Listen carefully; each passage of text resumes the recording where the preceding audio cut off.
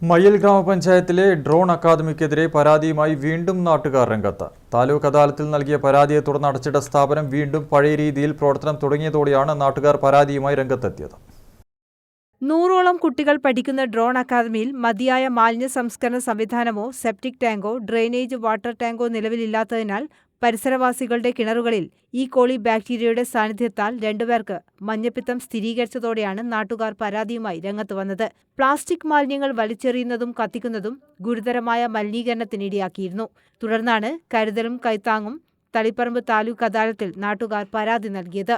പരാതിയുടെ അടിസ്ഥാനത്തിൽ ഹോസ്റ്റൽ നടത്തുന്നതിന് ലൈസൻസ് ഇല്ലെങ്കിൽ സ്ഥാപനത്തിന് സ്റ്റോപ്പ് മെമ്മോ നൽകാനും പ്ലാസ്റ്റിക് മാലിന്യം നീക്കാൻ നോട്ടീസ് നൽകാനും മയ്യിൽ പഞ്ചായത്ത് സെക്രട്ടറിക്ക് മന്ത്രി രാമചന്ദ്രൻ കടന്നപ്പള്ളി നിർദ്ദേശം നൽകി. തുടർന്ന് പഞ്ചായത്ത് അധികൃതർ സ്ഥാപനത്തിന് സ്റ്റോപ്പ് മെമ്മോ നൽകി. സ്ഥാപനം 2 ദിവസം അടച്ചിട്ടെങ്കിലും വീണ്ടും പരിശീലനാർത്ഥികളെത്തി സാധാരണ നിലയിൽ പ്രവർത്തനം തുടങ്ങിയതോടെയാണ് നാട്ടുകാർ വീണ്ടും പരാതിയുമായി രംഗത്തെത്തിയത്. ഈ ഡ്രോൺ അക്കാദമി എന്നുള്ള പേരിൽ ട്രെയിനിങ് സെൻറ്റർ നടക്കുന്നുണ്ട്. അത് കുറച്ച് കാലമായി നടക്കുന്നപ്പോൾ നമുക്ക് ഇവിടെയുള്ള ബുദ്ധിമുട്ട് 5-10 വീട്ടുകാരുണ്ട്. അവർക്കെല്ലാം വിടാന്ന് പറഞ്ഞാൽ കിണറിൽ പ്രശ്നങ്ങളുണ്ടായിട്ട് അപ്പോൾ വെള്ളം പരിശോധിച്ചപ്പോൾ അതിൽ ബാക്ടീരിയ ഉണ്ടെന്ന് മനസ്സിലായി. പിന്നെ അത് പോരാതെ ഈ വീട്ടിൽ 2 മഞ്ഞപ്പിത്തം ഉണ്ടായി. അതിനുശേഷമാണ് നമ്മൾ വെള്ളം പരിശോധിക്കാനും മറ്റു കാര്യങ്ങളെപ്പറ്റി ആലോചിക്കുന്നത്. അപ്പോൾ അങ്ങനെ നമ്മൾ ആ പ്രശ്നവുമായിട്ട് ബന്ധപ്പെട്ട് പിന്നെ അദാലത്തിൽ പോയപ്പോൾ അവിടെ നിന്ന് മന്ത്രി പിന്നെ പഞ്ചായത്ത് സെക്രട്ടറിക്ക് നിർദ്ദേശം കൊടുത്തു. പിന്നെ സ്റ്റോപ്പ് മെമ്മോ കൊടുക്കാൻ വേണ്ടിയിട്ട് കൊടുത്തു. അപ്പോൾ അങ്ങനെ 2 ദിവസം അടച്ചിട്ട് കണ്ട് പിന്നീട് ആദ്യം പഴയ രീതിയിൽ തന്നെ ഇവിടെ വന്ന് കുട്ടികൾ പിന്നെ ബാത്റൂമും അതുപോലെ കുളിക്കൽ ഭക്ഷണം അതെല്ലാം ഇവിടുന്ന് നടക്കുന്നതായിട്ട് കിടക്കാൻ മാത്രം മറ്റു സ്ഥലത്തേക്ക് പോകുന്നു. പക്ഷേ അതുകൊണ്ട് നമുക്കിവിടെ പ്രയോജനമില്ല.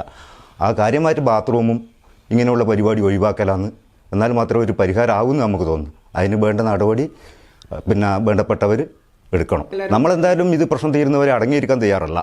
കാരണം അത് നമുക്ക് നീതി കിട്ടുന്നത് വരെ ഏതറ്റം വരെയും പോകാൻ വേണ്ടി നമ്മൾ തയ്യാറാണ്. നമുക്കിത് എപ്പോൾ അടച്ചിടണം എന്നുള്ളൊരു പ്രതീക്ഷയൊന്നുമില്ല. നമ്മളെ നാട്ടിൻ്റെ ഒരു വികസനമാണ്, കുട്ടികൾക്കെല്ലാം ഒരു ജോലി കിട്ടുന്ന ഒരു സംഭവമാണ്. അതെല്ലാം നമുക്ക് നല്ല ഇഷ്ടമാണ്, സന്തോഷമാണ്.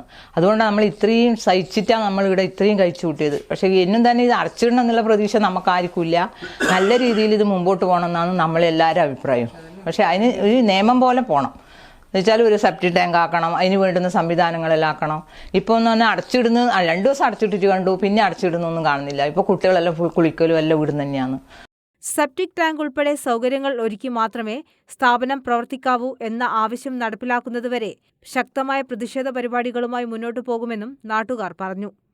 News bureau, Taliparamba.